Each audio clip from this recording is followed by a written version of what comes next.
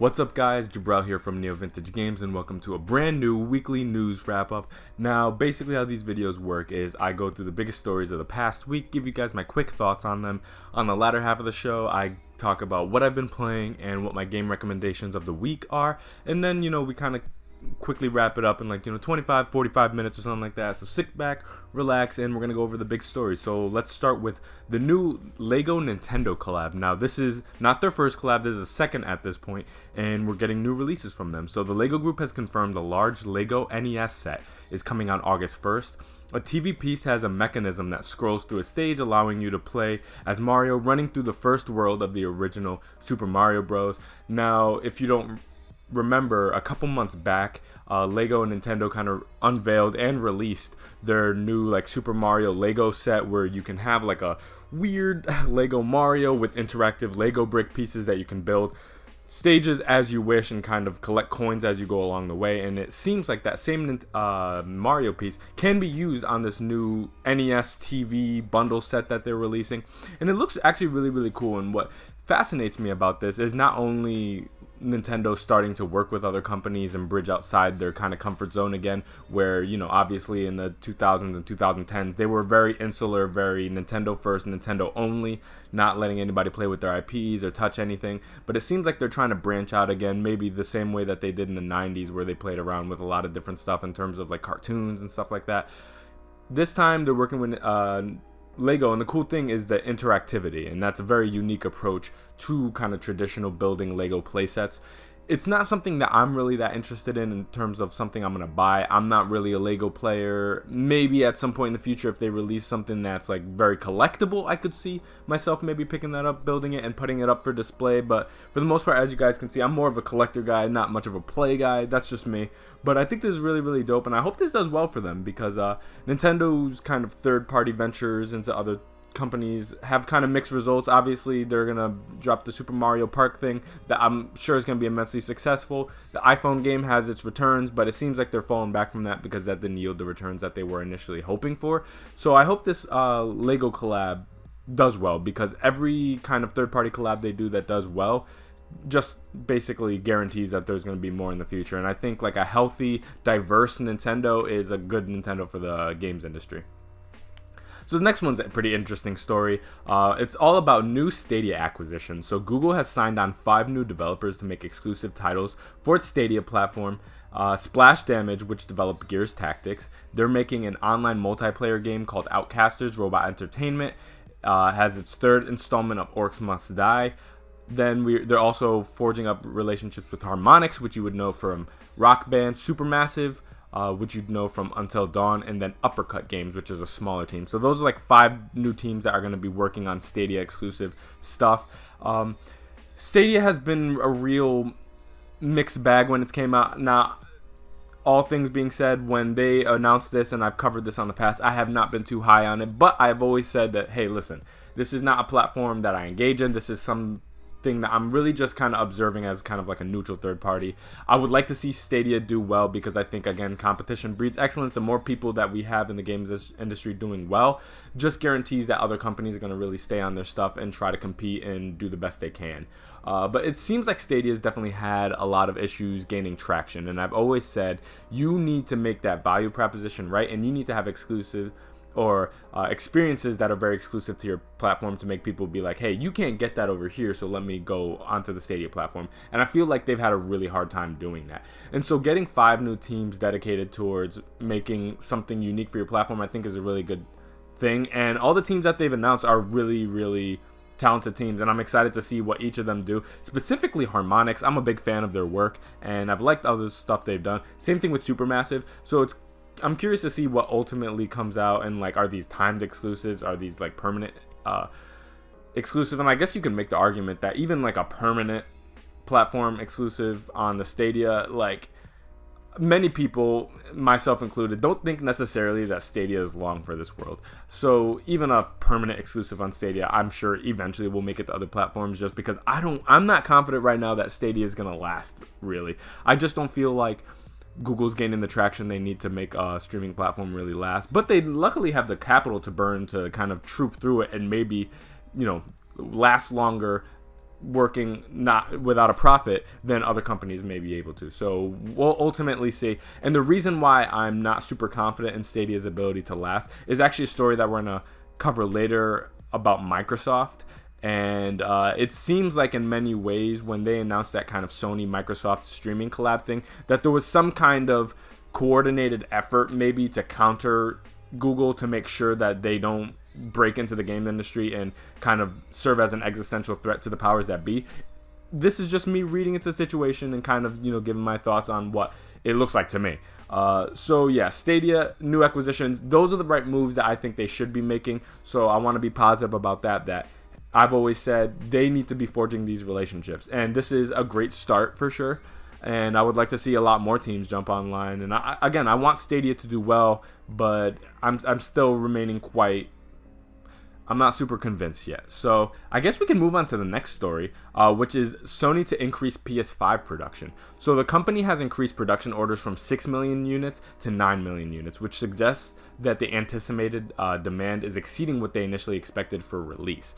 Now, they're obviously in a weird place, same thing with Microsoft, that they're trying to switch to the next gen, launch brand new hardware with brand new software in it in the midst of a pandemic, which obviously totally screwed up the production pipeline for quite a while. And so delays were initially expected. Like, there's no way they hit this in time. I myself said, like, I would not be surprised if they punted it into early 2021. But it seems like they're committed to making it this year, holiday 2020. Really, really impressive. Really, really excited to see the next gen releases.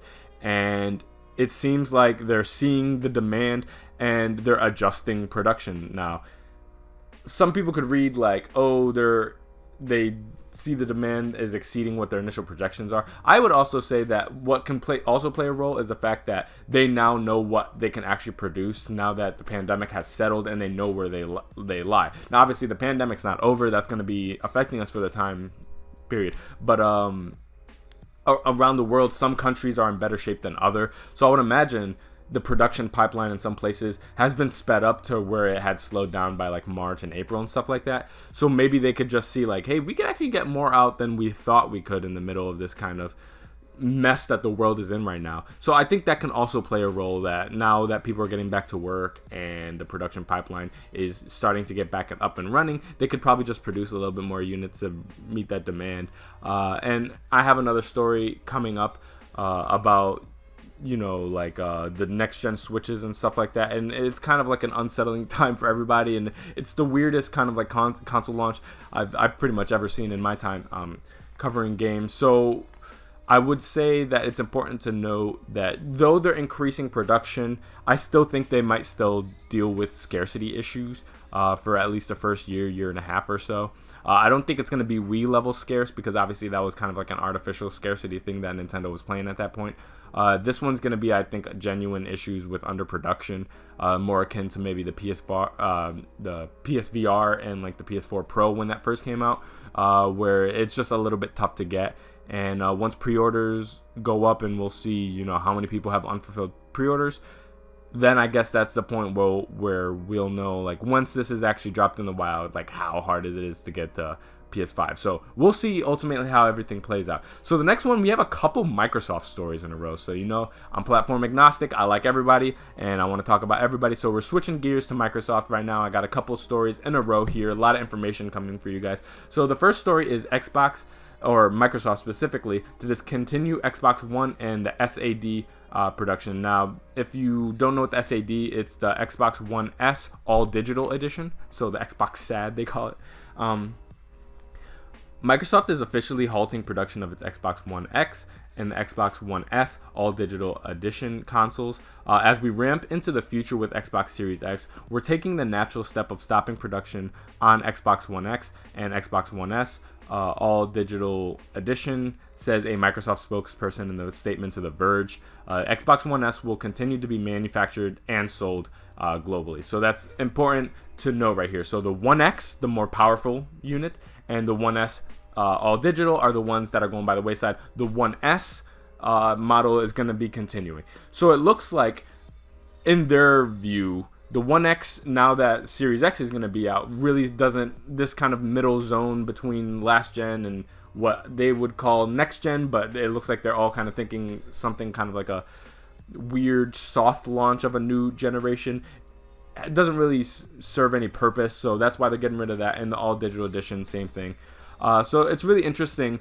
We're getting kind of like different tidbits of how Microsoft is looking at Series X versus how like PS4 or Sony is looking at the PS5, is that they have very different visions for what next gen is going to look like and what it's going to be and what they want to provide for their customers. So it seems like Microsoft has very kind of like a almost phone-like approach where they're going to have multiple SKUs at multiple different price points that have different levels of performance, but that all will be able to generally play the same kind of games. And so 1X doesn't really need to exist anymore, because if you want that more powerful, a little bit more expensive experience, then yeah, just go to Series X.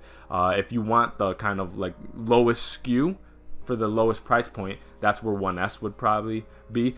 Don't forget, Lockhart's gonna probably slip in here somewhere, and that's probably will take the place of what the all digital edition would do, because I'm assuming Lockhart might not have a disc drive if they're trying to force that console price down there.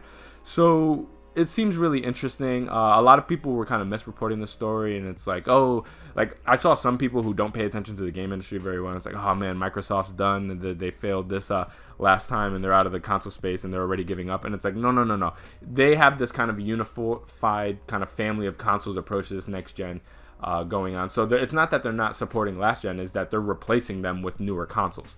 So I think it's important that we fully understand what Microsoft is doing here.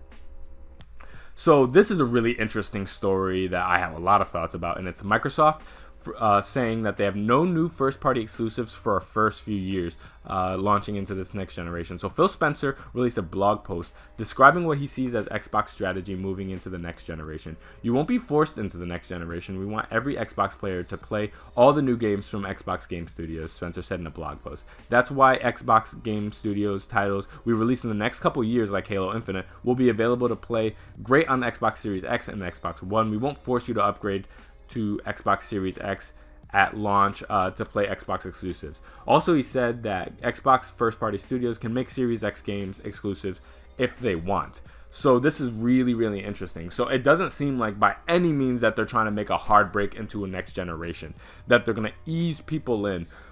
And I think that is very player friendly in ways to the last gen people, to be like, hey, you're not going to miss out an experience just because you're not able to fork out, $500, $600 for the new console.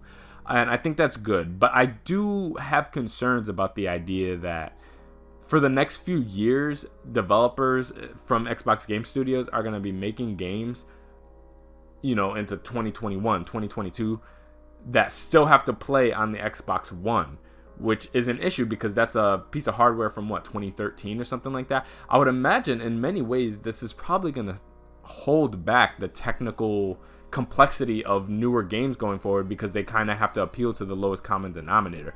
So I have a lot of concerns about that yeah, you'll have PS5 games coming out that can only run on PS5 and are pushing the hardware, 4K native, 120 frames per second, like doing crazy stuff, and they might not be able to do that on the Xbox One X or the Xbox Series X because it still has to run on last gen consoles. So I worry about that, and I think Phil Spencer has on multiple times communicated his willingness to be the most player-friendly people possible, and that's why that also plays into this next story about xCloud, where he wants the value proposition to be best on his console. He wants people to play what they want, where they want, when they want. And I feel like that approach is really, really awesome to gain a lot of goodwill with your player base. But I do really, really have concerns about their ability to appeal to new people this next generation, or perhaps lapsed people who maybe jumped onto PS4 after the 360 generation, to get them back. It's just like when you're going into a new generation and you're like, there's nothing really exclusive to the platform anymore. The value proposition's good, but if you're like, there's so many titles coming out that are like only played on PS5, and Xbox is like, yeah, you can play this anywhere, then why get an Xbox, really? And again, I'm going to be there day one. I'm going to get a new Xbox guaranteed, because I really have a lot of love for what Microsoft is doing.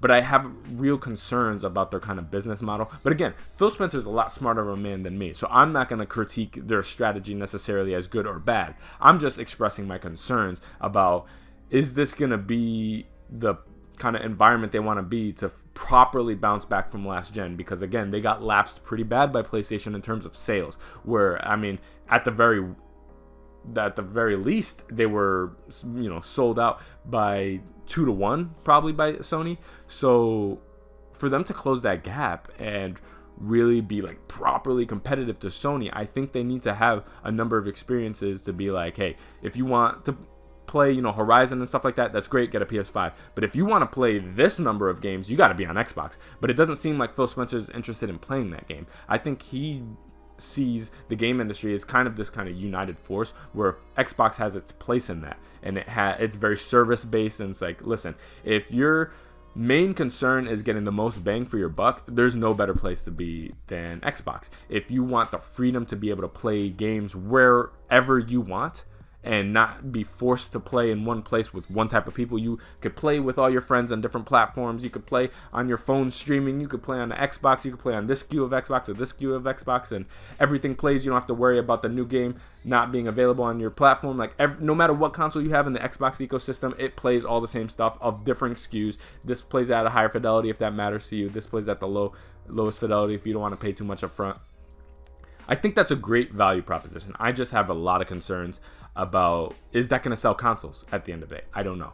It fosters a lot of goodwill, but at the same time, is that preaching to the choir? Is that preaching to people who already are in the Xbox ecosystem and have a lot of love for that platform already? And will that be able to poach new people, perhaps, again, that were lapsed, that went to PS4, that it's like when the PS5 is coming out, it's like, hey, either I'm interested in getting an Xbox 2 or I'm willing to switch over to Xbox. That I don't know. And only time will tell, and I hope it does well for them. And I see Phil Spencer's vision. I get it. I just have yet to see the returns, and I hope it works for them really good. Because again, playing Ghost of Tsushima right now, which I'll get into the show later, I mean, these first-party exclusives coming to PlayStation are real serious business. And man, these are like immaculately made games. And I just feel like the last time I played like a Microsoft exclusive that really, really wowed me, I mean, it's been some time. And Microsoft has some real talent behind them. I have a lot of excitement for what's going on. I watch their conferences. They got some good stuff, but it seems like a lot of third-party relationships, and I just worry about their first-party output to really be able to compete. Halo's amazing. Gears is amazing. I love Forza, but is that enough? We'll see, ultimately. So we're going to go into the next story, Microsoft xCloud integration. So Microsoft is planning to launch its game streaming service, currently known as Project xCloud, free to its Xbox Game Pass Ultimate subscribers in September. The xCloud service will allow Xbox players to play games on their mobile devices or even start a game on their consoles and resume it on their phone or tablet. Xbox Game Pass Ultimate already includes Xbox Live Access and Xbox Game Pass. Now, this is a subscription I already have, and it's an amazing value proposition. I believe it's like $15, $16, and you have access to the kind of online suite and the free monthly games, just like, you know, like PlayStation Plus for you guys who don't play on Xbox, the same thing. You also get Xbox Game Pass, which everybody knows about at this point, but if you don't, you have access on a subscription-based model. Imagine kind of like the Netflix of games, and you have access to 100, 150 titles that kind of rotate. Games leave monthly, games come in monthly, and you have them. Sometimes there's been games that have been there for, I mean, years at this point. There's some games that have been there for a couple months, and you can play them all you want. You download them to your console. It's not a streaming thing. You play them on your console to your heart's content, and then when they leave Game Pass, you have the choice to buy it at a discounted rate. So, I mean, I love that service, and it's absolutely fantastic. So they're now adding xCloud to it, which again, a couple months ago I talked about on the NeoVintage podcast about how I tried out xCloud, and it worked really, really well for me. It's a kind of, you know, streaming thing on my phone. I had the little controller hookup to put my phone right there, and it almost had like a Switch-like experience for a second, but it was crazy. I was playing like Tomb Raider and Forza and stuff like that, and it was performing really, really great. And to let you guys know, like, I don't have the best internet in the world. Now, I don't have the worst either. It's kind of like middling for me. And it ran it just fine. I mean, there wasn't too much crazy latency or anything like that. Would I necessarily recommend playing like Mortal Kombat on it? No. But if you're playing something, especially like a RPG or some sort, or something that doesn't require any super like twitchy movements, I think it works really, really well. And so them adding this to Game Pass or Xbox Game Pass Ultimate, and I don't think the price is going up. Like, that's an incredible deal for a service that works really, really well. And that's why I want to go back to a previous story that we're talking about Stadia.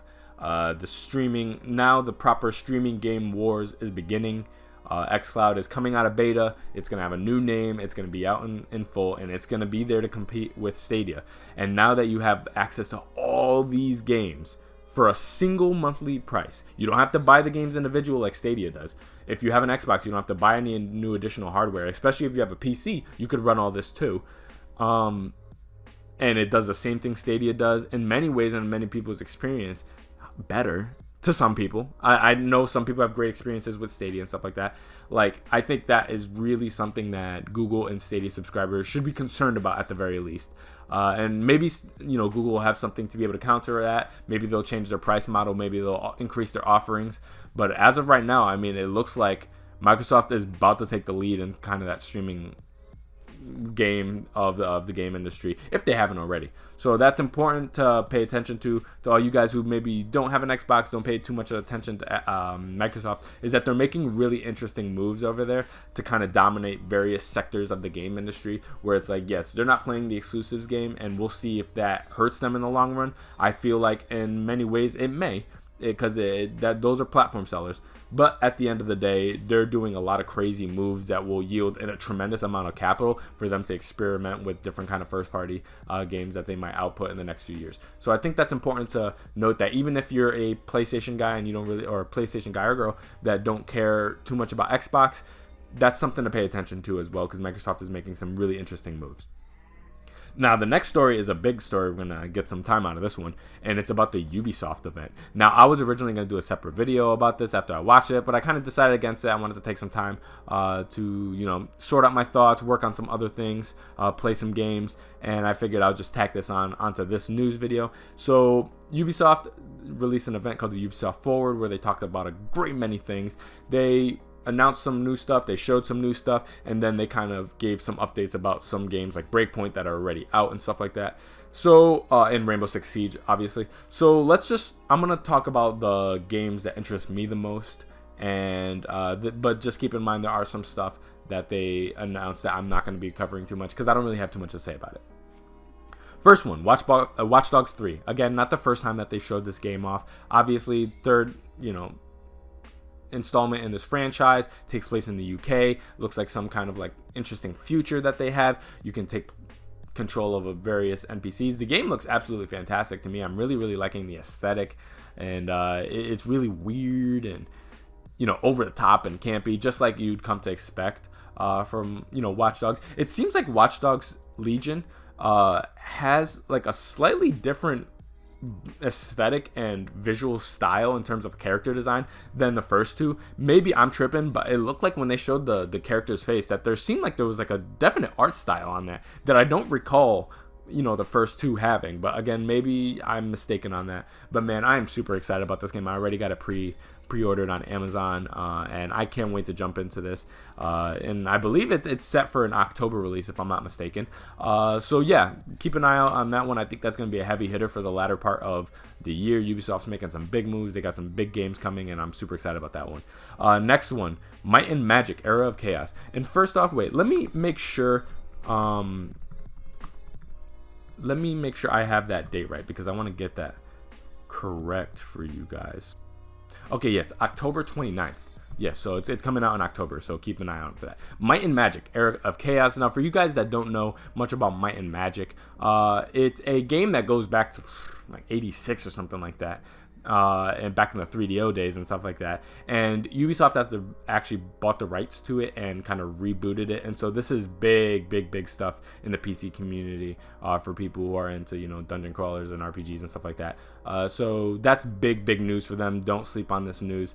It's interesting. I just like when I see Ubisoft dipping their feet into many different fields, even if it's not the most profitable thing in the world. Like, these are important games, and it's a skew of the games industry that is long running and, make really deep, intense experience for a certain player base that I got a lot of respect for. Again, not my thing, not going to play it myself, but I got a lot of respect for it. Next one, very interesting, Tom Clancy Elite Squad.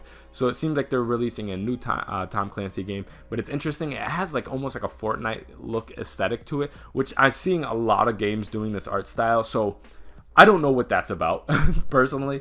And maybe it's just be like, hey, people like Fortnite, so maybe they'll see our games and they'll connect it, and that'll incentivize them into buying it. I don't know if that's like kind of marketing thing. Maybe it's honestly just what they're feeling in their heart of hearts to make their game look like. But it looks really interesting. We'll see how it comes out. It's kind of been middling results with these different types of games, but I like the kind of quirky style in the Tom Clancy universe, which is something we haven't really seen before, and Ubisoft's seeing kind of different success with, you know, the Ghost Recon games, Tom Clancy stuff. So next one, Hyperscape. So actually on the channel we have a gameplay up of Hyperscape. Steve, you know, played a little bit of it. It's that kind of like battle royale game that they're playing, and if you want deeper thoughts and how that game looks, I highly suggest you go check out that video. He did a great job on that. And a game that I'm not really going to touch, not really into battle royale stuff, not really into those kind of perpetual online games, but it looks pretty interesting for what they're trying to do there, and hopefully it works out well for them. Again, a lot of people are jumping into that game. It's a very congested space right now. Everybody trying to find their piece of the pie, find, you know, if they can see success. We'll see if Ubisoft are the ones to be able to pull it off. Next one, AC Valhalla, Assassin's Creed. Y'all know I am over the moon excited for this game. I love Assassin's Creed. Again, a little caveat for you guys. I am one of the late adopter Assassin's Creed guys. I jumped in with Odyssey, went back to Origins. I like the newer games. I like them. Just keep in mind. So if you're like, oh, is he an old school fan? Not really. I played them back in the day. Wasn't really my thing. Some ones that I liked, some ones I didn't. I liked Brotherhood. I liked Black Flag. Didn't like, you know, the Italy ones too much. It's just not really my thing. But I did like the open world, you know, kind of crazy stories, whole bunch of characters, very open explorability type vibes of the new ones. So Valhalla looks like it's going to be right up my alley personally. And we saw the gameplay. It's pretty much what you'd expect, especially if you played like Odyssey and stuff like that. It looks exactly what you'd play, maybe with like harder hitting, more intense axe-based combat and stuff like that. So the combat seems a little bit more heavy than Odyssey was, but generally speaking, it seems like it has a lot of the same systems. It has like that kind of raid system, so it has like the war mechanic, because again, this is Invasion, and it's a little bit of different kind of setting than Odyssey was doing. But generally speaking, they kept a lot of the systems in place that the previous games have had. So it's basically what I expected, but again, if anything, it just made me more excited to play it. Male protagonist, female protagonist. I usually play the female protagonist personally, so that's probably what I'm going to do there. But man, I just can't wait for that game. Next one, the kind of end off the conference, Far Cry 6. Now, this is something that leaked a little bit back. I talked about it on last week. We got a little teaser trailer. Now we got a longer trailer, and I'm really, really excited. So when the trailer kind of begins and you see the kid with his headphones in, that kind of pretty much for me solidifies that this is not the prequel that we thought it was, unless they're kind of retconning the time period that things took place in, because I don't recall Far Cry 3 taking place in the future, and this kid looks like generally is a modern day, because it looked like he had like modern headphones. So, I mean, again, I could be mistaken, but it looks like the whole theory that, like, oh, is the main antagonist of Far Cry 3 the kid from Far Cry 6? Doesn't look like it, but again, I could be mistaken. But yeah, man, that game looks absolutely fantastic. I love the art direction. Again, they're going for that kind of red, playing off like the communist dictatorship stuff that you see, especially in like 80s South America and stuff like that. The instability that plays into the modern day, and I think it's really, really interesting, some of the themes that they're going to play around with. And that's what I love about Far Cry 6 is, yes, it gives you these open world and kind of like a repetitive gameplay loop and stuff like that. And they don't necessarily innovate on open worlds and explorability and, you know, third-person combat or anything like that. But what they do is they always find like a really impressive and unique way to approach very conventional environments sometimes. So like Far Cry 3 wasn't the first place to take place, or the first game to take place in like a exotic island, but their approach to it and some of the characters they introduced and some of the themes they played around with made it a very unique experience. Same thing with 4 when they took place in the Himalayan region. 5 played around with like, I think like Montana or something like that, and they played around with different ideas of like cultism and religion and stuff like that I thought was really, really interesting. Say what you want about the gameplay loop and their lack of innovation. Sometimes they go a little bit left and do New Dawn that I didn't really care for. Primal, like when do you see games that take place in like, you know, the Primal era with like, you know, mammoths and traditional prehistoric humans? And so I always applaud Ubisoft and Far Cry's ability to kind of buck convention and do kind of weird things. And it looks like in many ways Far Cry 6 is something new, but also harkening back to something that was really successful for them, which is that kind of exotic region. Because again, at this point, it's been quite a while since they've tackled this kind of environment. So I'm excited to see it, maybe a return to more guerrilla warfare and stuff like that. So I'm super excited to see that, and it looks like it's going to be coming out in February. So not super far off. I know it sounds like a long time, but time moves fast, and that's going to be decently into the next gen now, so I can't wait to play that on the new consoles. Last story we got right now is the DualSense reveal. So people have begun to get hands-on with the PS5 DualSense. Jeff Keighley released a video of him showing off the controller, playing Astro's Playroom, which is going to be pre-installed in PS5 consoles, in an interview with PlayStation Senior VP of Marketing Eric Lempel. We got some new information from the interview as well. Going forward, Sony will be using a single tagline globally, which is "Play has no limits," which is a big news because if you guys don't know and you guys have paid attention to the PlayStation ecosystem, is that each SKU of PlayStation, there's Europe, Japan, and the US, kind of were like almost like 3 different companies over like one giant umbrella corporate network.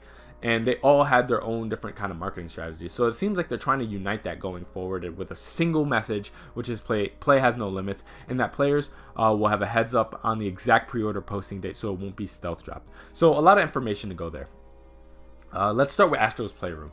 Looked pretty interesting. You kind of have like a third-person mascot platformer, but it seems like a full-featured game, which is really, really excited. So when they talk about like pre-installed games, we've seen that before, and sometimes really successfully. What comes to my mind obviously is Wii Sports, one of the most successful games of all time. It came pre-installed with the Wii. It was a reason some people got Wiis. A lot of people got Wiis because they didn't get crap else on that console afterwards. Obviously the software attachment rate wasn't great on that console. So it seems like we're getting a pre-installed game on the PS5 called Astro's Playroom, full-featured multi-hour game, which is really, really awesome, and it looks pretty well made. So I'm excited about that. And so obviously we have the single messaging streamline, which I think is going to be a great, move going forward. And a lot of people kind of focused on the tagline, but I focused on something else he was talking about, how the fact that like each SKU of Sony kind of operated independently from one another. They had different types of marketing and sometimes very different visions for what the PlayStation brand should be. And sometimes there's conflicts with that because they didn't really speak to each other. So it seems like going forward with this united kind of tagline, it seems like they're also going to have a united approach to everything, which can boast really good things for the player ultimately when you have all these different SKUs of PlayStation speaking to each other with a single united message, everybody working together. I think that could be a great thing because again, with different marketing that indicates different visions, and with different visions that kind of is a disconnected approach, where I think that can ultimately result in weird things where like some people seemed in PlayStation to want crossplay, some people didn't, some people want this, some people didn't that. The CEO wants this, like everything was always so detached. So having everything going forward with a single united thing could really streamline the process and really get a sense for what they really want the future PlayStation to be. And then the next thing is obviously the pre-order stuff. Now, obviously they talked about upping their production rates. A lot of people have a lot of anxiety about the launch of new consoles, rightfully so, because again, things are always such a mess. Getting a pre-order is a mess. When is it going to ship to you? Obviously, like the latest launch we saw was a Switch launch. Some people got it on Amazon. They didn't get it until 3 weeks later. The whole process is a mess. Then on top of that, you throw a pandemic. God knows what this launch is going to look like. But they said that, listen, we're going to let you know when these pre-orders are going to go live well ahead of time. So there's not going to be stealth dropped on you guys or anything like that. So it seems like if you do your due diligence and you're ready to go when that pre-order goes live, hopefully you'll be able to get it with relative ease. I don't think it's ever going to be so much easy that it's like, I'll check back later, and you go back in a few hours and you're able to get one. I don't know if it's going to be like that because, again, a lot of people want their hands on this hardware right now. Especially as more information comes out and they're showing some of the heavy hitters that they're going to have on this console. It's never going to be easy, but hopefully with them giving enough time there and giving these platforms enough time to make sure their infrastructure and sound like that, not too much nonsense happens when the pre-orders go live and everybody who wants a pre-order is able to get a pre-order, hopefully. And hopefully they're able to make good on all the pre-orders that they issue too, because that's also an issue where these platforms give a million pre-orders and then people, when it comes time to ship, nothing happens, or not that nothing happens, but you're not getting a launch shipment. You're getting, a week down, 2 weeks, 3 weeks. Ain't nobody want that problem. So, I mean, we'll see how this ultimately, plays out. And the next one, the next section we have here is the what I've been playing and what I recommend. This week's going to be a little bit different because what I've been playing and what I recommend are the same games. I don't have any additional smaller indie games to recommend because what I've been playing are the games that I highly recommend you go play too. The first one, Ghost of Tsushima, Sony first party game from Sucker Punch, just came out on Friday. And it's absolutely phenomenal. I am loving this game, and I cannot gush about it enough. As I get deeper into the game, I'll probably have more thoughts about it. Hopefully, we can have a podcast about it to discuss it in full. I'm a couple hours in at this point. I can't specifically tell you where I am without spoilers, obviously. But I'm having a great time with this game.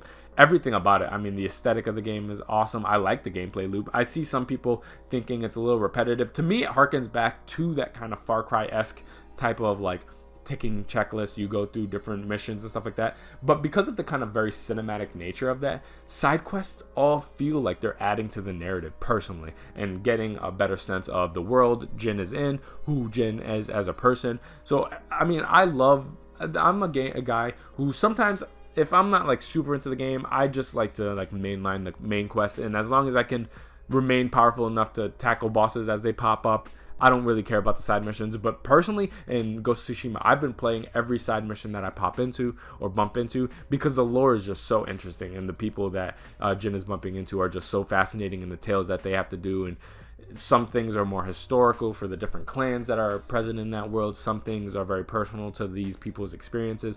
It's very hard-hitting. Some are light, a little bit humorous. Some are very heavy and, almost sad. So yeah, Ghost of Tsushima is an absolutely brilliant game, an amazing sending off to the PS4. And I know PlayStation has said that the PS4 still has much life on it, but I would imagine this is the last major first party exclusive we're probably going to get on the PS4, and there's probably going to be lots of PS4 games that come out on there. But in terms of from the Sony first party, they're probably all going to shift base to PS5 if they haven't already. So I mean, what a amazing sending off, especially just under 4 weeks or a month away from Last of Us. To have two absolutely amazing games this close together, it's just I feel super spoiled as a PlayStation gamer myself. Again, I love all platforms, but I've been really impressed with what PlayStation's been doing. And yeah, Ghost of Tsushima is fantastic. So if you had any doubt about it, I highly suggest you get into it. And I would like to also comment about the challenge, because I've seen some people talking about is it too challenging, is it not challenging enough? I think the challenge personally on Ghost of Tsushima is perfect. I think it's demanding that you pay attention and you listen to the different systems that are present, but it is by no means a Souls-like Sekiro type game at all. So if you have any apprehension about is it going to be too difficult, that I don't want to have to grind a million hours to memorize enemy placement so I'll be able to beat this one area like a Souls game, it is not like that at all.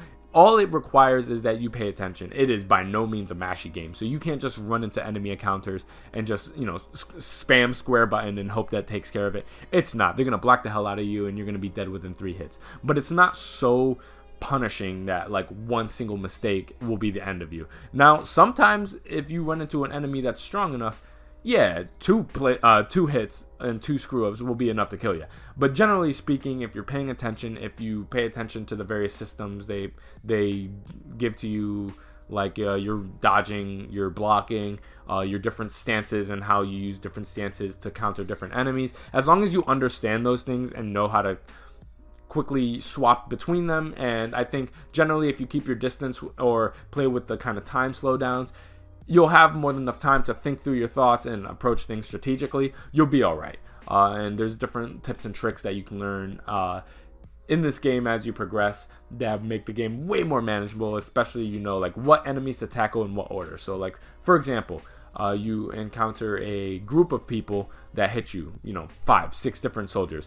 Always take care of the archers first. That's personally my recommendation. Take care of the archers first, because they're going to be peppering you and it's going to drive you freaking nuts. Also, with your stances, IGN had a brilliant video explaining it, but when you want to switch your stances and you have trouble remembering which stance is which for what, if you press R2 and you're going to switch stance, triangle looks like the tip of an arrow, use that or the tip of a spear, use that for the spear enemies. Circle looks like a shield, use that for the shield enemies. X, 2 swords crossed, use that for the sword enemies. And then square, which is a stance I don't have yet, use that for the bulkier big enemies. So that's generally how I'd recommend you use it. And as long as you remember those things, take care of the archers first, remember your stances, remember to block, remember what moves you can't block if they have the flashing like little blue thing with the spear people, the red thing with everybody else. Those are unblockable attacks. Get the hell out of the way for that.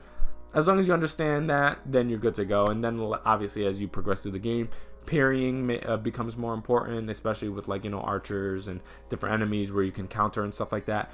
Those are different systems. As long as you understand those things and you have more than enough time to kind of hash through them with small little random encounters similar to like a Red Dead and stuff like that, to work through those systems, you're going to be completely fine. Don't worry about it. There are different difficulty levels. The easy difficulty is easy enough for the average person to get through, relative easy, even if you're not good at games. I'm not good at games. I got through it just fine. And are you gonna die sometimes? Sure, absolutely. But at no point do I like sit there like I do not know how I'm gonna pass this. That's not gonna happen. You're gonna be completely fine. And obviously for people who like that challenge, this game's gonna be perfect for you, because especially once you crank that difficulty up, you'll have more than enough challenge there waiting for you guys. The next one is Paper Mario, the Origami King. Now, this is a really interesting game. Now, let it be known, this is not normally a game I think I'd normally jump into. I haven't played a lot of the previous Paper Mario entries. I played back in the day, I think I played the 64 one, and I think I played like Thousand Year Door or something like that on GameCube. So I played it years ago, but I did not keep up with like Color Splash and Sticker, whatever. I didn't play all those games, so I can't comment on the metagame comparisons of how this game compares to those previous ones, if it's a return to form or not. I don't know. I can't speak on that, but I can explain what I've been experiencing on the Switch newest title. And I gotta say, like, I really enjoyed this game. For the first 10 minutes or so, I was like, I don't know. I paid $60 for this game. I got it right there, the case for you guys. Like, I don't know if this game's gonna be for me, but I was like, you know what, let me keep giving it a chance. And so about 30 minutes in, I really got a sense for what they're doing in terms of gameplay, what the writing's going for, what the humor's going for, what the world design is. And I gotta say, like, they made something really special here. Like, I think this is a really fun, quirky, goofy, strange game that they're doing here.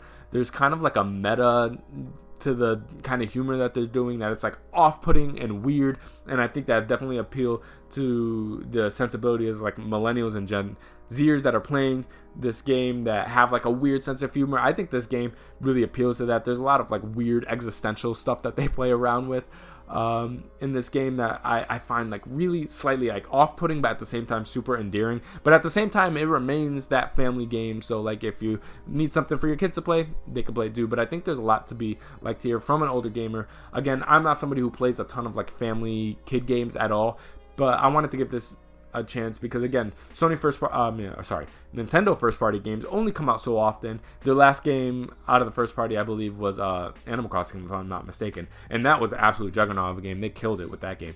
So with the Origami King, I was like, all right, they only have so many output per year. Let me give it a shot. And I got it off Amazon, full price.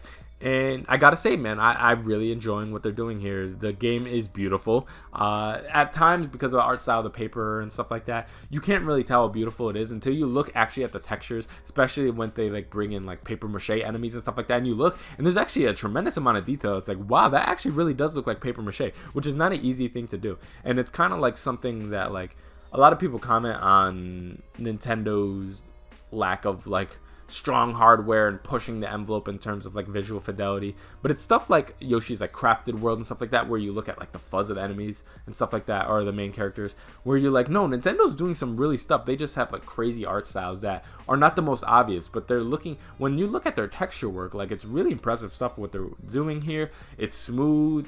I mean, you got to give Nintendo their credit. Like, do they do the most technically demanding games? No. But do they consistently deliver experiences that are polished and perform as they should from day one without a million patches needed to fix it? Yes, they do. And I think they should be commended for that. And I think Paper Mario is doing some awesome stuff. So if you have a Switch and you're looking for something new to play, you may be a little bit bored with some of the indie titles. Maybe you're playing a Collar Malice or whatever, and you want, or Collar X Malice, whatever that's come, and you want something new to play, I think Paper Mario is well worth it. And I would say, keep in mind, if you're like, oh, I'll wait till the price goes down, Nintendo first party games don't really drop in price that much. Like, what, Zelda came out 3 years ago and the best sale they've offered for is like, what, $40. So maybe don't wait too long because they ain't really going anywhere. But yeah, Paper Mario and the Origami King, I think it's really funny, really fun game, and I'm having a good time. And it's an excellent counter to Ghost of Tsushima, which is more of like a serious, grounded game. To have like this over-the-top, campy, fantastical game to kind of have something to unwind to and have a little laugh at nighttime, I think it's perfect for that. So yeah, that's a show for you guys. Again, this is a weekly show, so I'll be back here next Sunday with a brand new show, brand new stories to talk to you guys. This is a longer show. On the longer end, we go 45 minutes. On the shorter end, it's somewhere from 20 to 25, so it can really range. And I hope you guys enjoyed it, and hopefully we can have the podcast up and running for you guys soon, so we can have, 2 different types of content per week to have for you guys. But till next time, this is Jabril from NeoVintage Games. Love you guys. Bye.